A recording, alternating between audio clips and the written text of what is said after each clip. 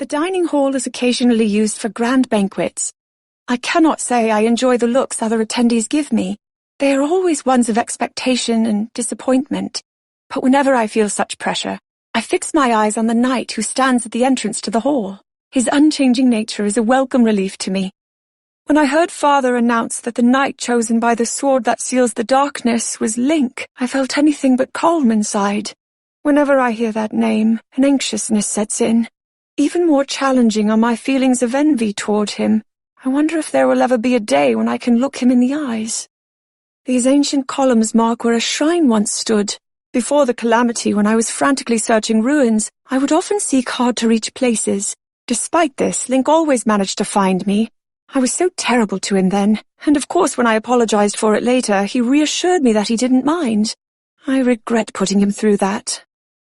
I am reminded of when Daruk gave Link a rock to eat. And he did. The dining hall. Father was partial to the seat in front of the fireplace, and Link preferred to stand watch near the entrance while I ate.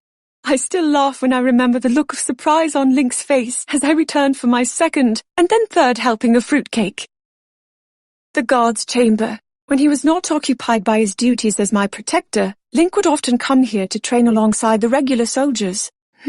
They once let me join in, but the arrow I loosed went off target. It also caught the flame of a torch, and everyone frantically raced to put out the resulting fire.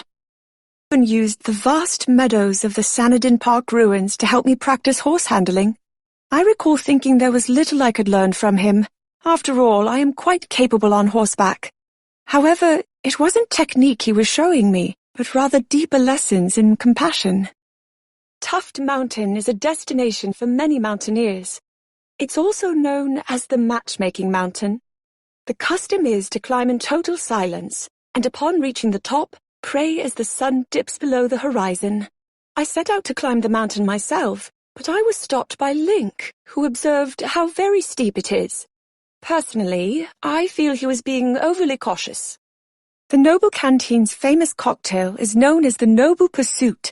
Gerudo preparing to seek the vow of their dreams drink it for good luck. I wanted to partake in one, but was told that I'm not ready for it yet. So now. It was here, in the Shrine of Resurrection, that ancient Sheikah technology preserved Link's life. I was able to clearly sense when he woke from his 100-year slumber, and I am so happy that my voice could reach him. 100 years ago, Eventide Island was filled with monsters and impossible to safely approach. Link came along to protect me, but he suddenly covered his eyes the moment we landed. Fortunately, it seems all the monsters vanished with the calamity.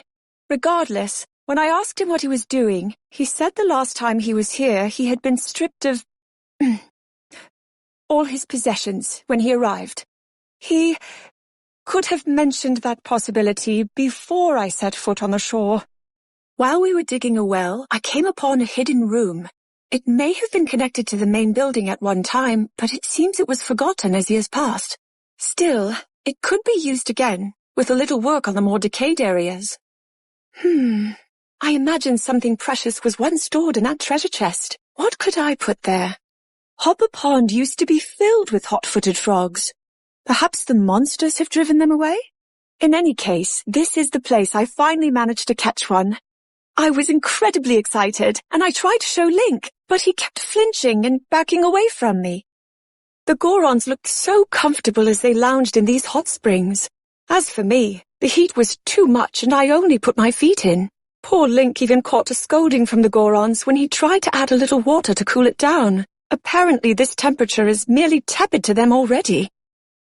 I came upon an injured horse and brought it to Snowfield Stable to be treated. I had hoped to bring it with me on my travels, but it needed more time to recover, so instead I offered a prayer that some kind-hearted person would come to care for it. I may have also said a prayer, one I learned from Mother, to help with its mane. I tried once again to get the popular Gerudo town drink Noble Pursuit, and I was once again told I was not ready for it yet. They did tell me I should come back when the young Gerudo children who have been living abroad return to town. Apparently, some special drinks will be prepared for their arrival, and I should ask again then. I have heard stories about a heart-shaped pond, known as the Lover's Pond. I am almost certain it wasn't here before, although This place was once thought of as the wish-making mountain, and I hear many people would visit. Perhaps all their wishes manifested as the pond. Some may laugh at this idea, but I think I like